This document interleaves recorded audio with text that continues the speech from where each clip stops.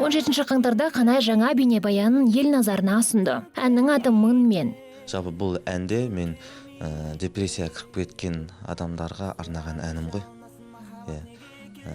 Мысалы, депрессия мен лабиринтті мен бір деп алдым да.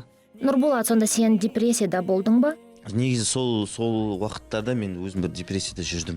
Бір сөзім айтқанда өтірік айтпай қойын, бір махаббатқа буланып жүрген кезден бірі болған. Отношения жағынан. Қанайдың күйзеліске түсуіне жүректегі сезімі кінәлі. Махаббат бар, сосын бытовуха нәрселер бар деген сияқты ғой. Түсінікті, ал енді бейнебаян жайында не айтасың? Жалпы бұл клип жыр болып кетті.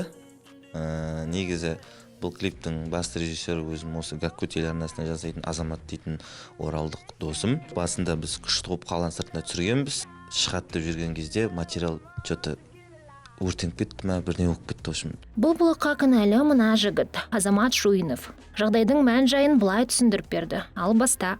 Үлкен бюджет бөлініп, біздің AAA продакшнның соның ішінде продюсерлеріміз жаңа Асхат, Айнұр деген ханымдар мен мырзалар кәдімгідей үлкен бір сенім артқан еді. A few moments later. Бірінші түсіргіміз келген локацияда біз көп нәрсені беретін едік.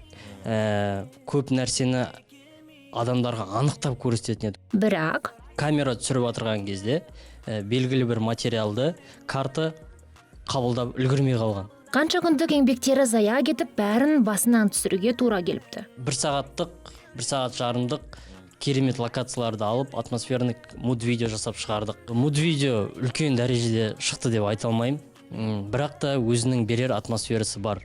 Сұрайсың жүрегіңнен, ойнайсың жүрегіңмен, шешімді қабылдай алмай құлайсың түнде мұңмен. Бейнебаян шыққаны небәрі 2 тәулік өтсе де тыңдарманның жүрегіне жол тауып үлгерген сияқты. Оған дәлел. Қазіргі таңда 58 мың қаралым жинап тұр. Музыкалық YouTube-та трендті 27-ші орында. Айта кетейік, Қанайдың осы күнге дейін 2 бейнеклипі жарық көрді. Ал ол қыз туындысы YouTube-та 15 миллионға жуық қаралым жинаған. Айтпақшы, Қанай, Азамат, білгіміз келгені осы, боссыңдар. Мен кеттім. Пока.